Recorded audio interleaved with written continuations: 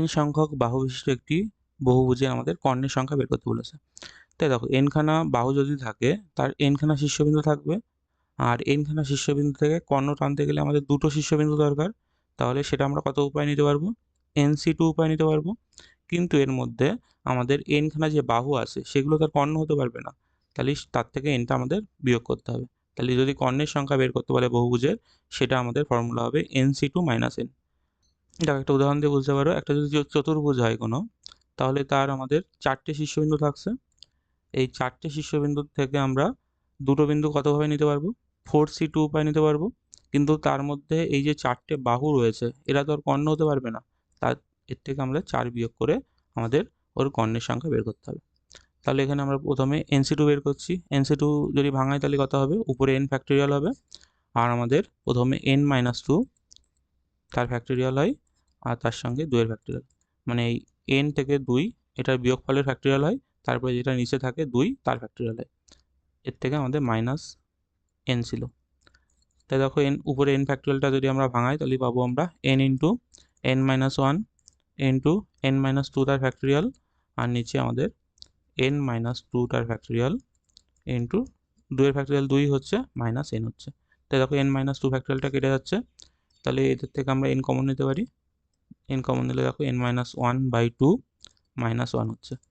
তাহলে যদি আমরা লসাগু করে দিই তাহলে 2 হচ্ছে n-1 - 2, মানে আমরা বলতে পারছি n ইন্টু n-3/2।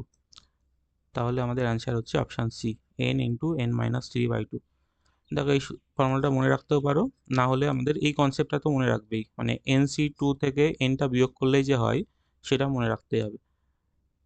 তাহলে এর থেকে আমরা এই যে চতুর্ভুজের যে আমরা কর্ণের সংখ্যা যদি বের করতে চাই, তাহলে আমরা 4C2 - 4 করে বের করতে পারবো। দেখো 4C2 মানে কত হবে? 4C2 আমাদের 6 হয়, তার থেকে 4 বিয়োগ মানে আমাদের হচ্ছে 2। তাহলে আমরা জানি চতুর্ভুজের মানে দুটোই কর্ণ থাকে, সেটা এভাবে বেরোলে। তাহলে এর সাহায্যে আমরা যদি বলি একটা ষষ্ঠভুজের কতগুলো কর্ণ হবে, তাহলে আমরা ফর্মুলা অনুযায়ী প্রথমে বলতে পারবো 6C2 - 6, এইভাবেও এই ফর্মুলা অনুযায়ী বের করতে পারো। নয় আমরা যে সূত্রটা এখানে ইউজ করলাম সেটাই একেবারে n এর জায়গায় 6 বসাতে পারো। তাহলে কত হচ্ছে 6 বিয়োগ 3/2। তাহলে দেখো এখানে 2 দিয়ে 6কে কাটলে 3 হচ্ছে, আর এখানে 3 মানে 9টা হবে। তাহলে আমরা ষষ্ঠভুজের কর্ণের সংখ্যা হচ্ছে 9। একটি বৃত্তের উপর স্থিত 7টা বিন্দু যোগ করলে উৎপন্ন ত্রিভুজের সংখ্যা বের করতে বলেছে। মানে আমাদের ত্রিভুজ তৈরি করতে গেলে 3টে শীর্ষবিন্দু দরকার, মানে 7টা থেকে 3টে বিন্দু কত উপায়ে নেওয়া যায় সেটা চেয়েছে আমাদের। সেটা কি হয়? সেটা আমাদের 7C3, মানে এখানে আমরা কম্বিনেশন ইউজ করি। দেখো কারো যদি এটা কম্বিনেশন ইউজ করবো না পারমুটেশন ইউজ করবো এতে কনফিউজ থাকো, তাহলে দেখো দেখো এখানে যদি আমরা 3টে বিন্দু এইভাবে নিই, এই 3টে বিন্দু থেকে ত্রিভুজ তৈরি করার সময়গুলো আমরা বিন্দু কোনটা প্রথমে নিচ্ছি কোনটা দ্বিতীয়তে নিচ্ছি বা তৃতীয় নিচ্ছি এর উপর নির্ভর করে না। মানে আমরা এটা যদি 1 নম্বর বলি, এটা 2 নম্বর বিন্দু, এটা 3 নম্বর বিন্দু, এখানে কিন্তু বিন্দুর ক্রমের উপর নির্ভরই করছে না। মানে আমরা এই 1 2 3 প্রথমে নিয়ে বিন্দু 3টে নিয়ে যে ত্রিভুজ তৈরি হবে সেটাও যা হবে, আর আমরা 2 3 1 নিলে একই ত্রিভুজ হবে। বা বলতে পারি আমরা এই 3 1 2 নিলে একই ত্রিভুজ তৈরি হচ্ছে। মানে এখানে ত্রিভুজের সংখ্যা 1 2 3 বিন্দুগুলো আলাদা আলাদা নেওয়ার জন্য আলাদা হচ্ছে না। তাহলে এমন কেসগুলো আমরা কম্বিনেশন ইউজ করি। আর কম্বিনেশন ভাঙায় কি করি আমরা? প্রথম উপরেরটার ফ্যাক্টোরিয়াল হয়, তারপরে আমাদের এই ডিফারেন্সটা মানে 7 বিয়োগ 3 তার ফ্যাক্টোরিয়াল হবে, ইন্টু নিচে যেটা থাকে তার ফ্যাক্টোরিয়াল হয়, মানে এখানে 3 এর ফ্যাক্টোরিয়াল হবে। তাহলে 7 এর ফ্যাক্টোরিয়াল থাকছে উপরে, নিচে হচ্ছে আমাদের 4 ফ্যাক্টোরিয়াল ইন্টু 3 ফ্যাক্টোরিয়াল।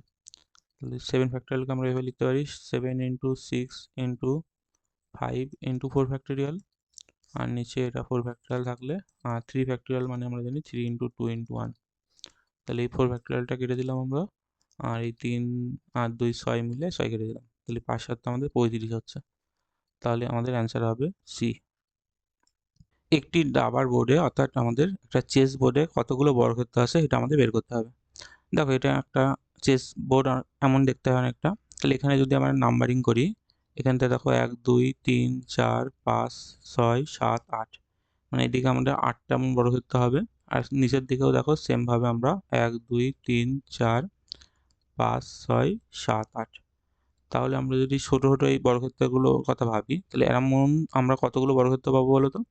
তাহলে এখানে 8 গুণ 8 মানে 64, বা বলতে পারি আমরা 8-এর স্কোয়ারটা এমন ছোট ছোট বর্গক্ষেত্রগুলো তৈরি পাবো। কিন্তু 64টাই কিন্তু আমাদের মোট বর্গক্ষেত্রের সংখ্যা না। দেখো এখনো অনেক আমরা বর্গক্ষেত্র তৈরি করতে পারি। যদি বলি আমরা এখান থেকে এই দুটো করে নিয়ে, মানে এমন 4টে করে নিয়ে একটা তৈরি হয়েছে, এটা একটা বর্গক্ষেত্র হবে না? হ্যাঁ, এটা একটা হবে। তারপর দেখো এখান থেকে যদি এইভাবে একটা বলি, এটাও একটা বর্গক্ষেত্র হচ্ছে। তাহলে এইভাবে প্রত্যেকটা আমাদের এই যে রোতে রয়েছে, এখানে আমাদের বর্গক্ষেত্রের সংখ্যা দেখো আগে যতগুলো পেয়েছিলাম, মানে আগে যদি আমরা 8টা পেয়ে থাকি, এখানে একটা কম হবে। দেখো এখানে এখানে 8টার বদলে 7টা বর্গক্ষেত্র পাবো এইভাবে। নিচের দিকেও সে একই হবে, প্রথমে এটা ছিল, তারপরে এখান থেকে এইভাবে এইভাবে আমরা যে মানে সবচেয়ে ছোট বর্গক্ষেত্রের থেকে বড় তার থেকে সামান্য বড় যে বর্গক্ষেত্রগুলো পাবো, তার সংখ্যা মানে এদিকেও আমরা 7টা পাবো আর এইদিকেও আমরা 7টা পাবো। তাহলে সেটা বলতে পারি আমরা 7 স্কোয়ার। তারপরে যদি আরেকটু বড় বর্গক্ষেত্রগুলোর কথা ভাবো, মানে তিনটে তিনটে করে নিয়ে আমাদের 9টা ছোট ছোট বর্গক্ষেত্র নিয়ে যেটা তৈরি হচ্ছে, এমন বর্গক্ষেত্র সংখ্যা আমাদের 6টা করে পাবো দুদিকে। তাহলে আমরা বলতে পারি তারপরের বর্গক্ষেত্রের সংখ্যা 6টা হবে।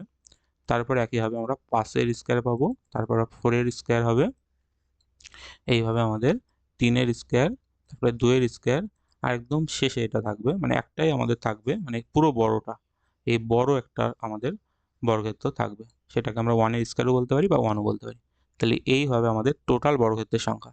তাহলে এটা যদি আমরা ক্যালকুলেট করি কত হবে, 8-এর স্কোয়ার 64 হচ্ছে, তারপরে 49, 36, তারপরে 25 প্লাস 16 হচ্ছে, তারপরে 9 হচ্ছে, তারপরে আমাদের 4 হচ্ছে, তারপরে 1 হচ্ছে। তাহলে এগুলো যদি আমরা যোগ করি তাহলে দেখছি আমরা হচ্ছে 204। তাহলে মোট বর্গক্ষেত্রের সংখ্যা কতগুলো হবে? 204টা। মানে আমাদের অপশান ডি হবে কারেক্ট।